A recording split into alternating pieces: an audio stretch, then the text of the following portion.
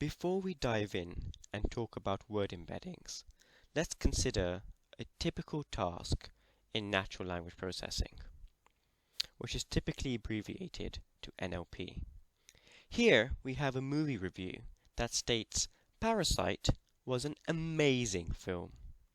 We want to pass this sentence to a deep learning model that must be able to output whether the review was positive or negative.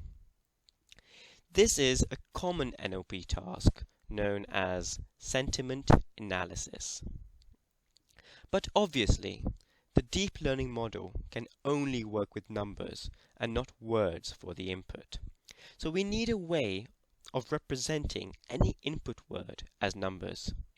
We represent each word in the sentence with a fixed dimension vector.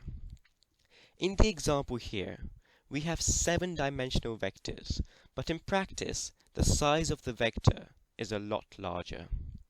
The vectors associated with each word respectively is what we call word embeddings. And the idea is that every word in the English vocabulary should have an associated word embedding to represent it. However, these vector representations are not chosen arbitrarily. We want these word embeddings to be somewhat meaningful. For example, we would expect words on a certain topic to be closer to each other in the embedding space.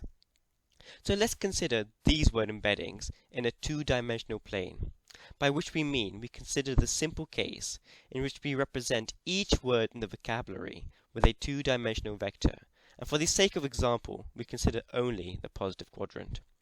We can see words associated with politics and words associated with computers are in their own respective clusters. Note, in reality, the distance between word embeddings is not the Euclidean distance, but something like the cosine distance is used instead. We can take the idea of word embeddings even further, as we should expect that arithmetic should make somewhat sense with words too. So, consider these 4 words that are represented as 2-dimensional vectors. We can see that if we take the embedding for India and add on Hollywood and then subtract Bollywood, we end up with USA. This makes intuitive sense as we know the relationship between Hollywood and USA is analogous to the relationship between Bollywood and India. So far we have only talked about what word embeddings are and how we would like them to behave. We have not discussed how we would find these word embeddings.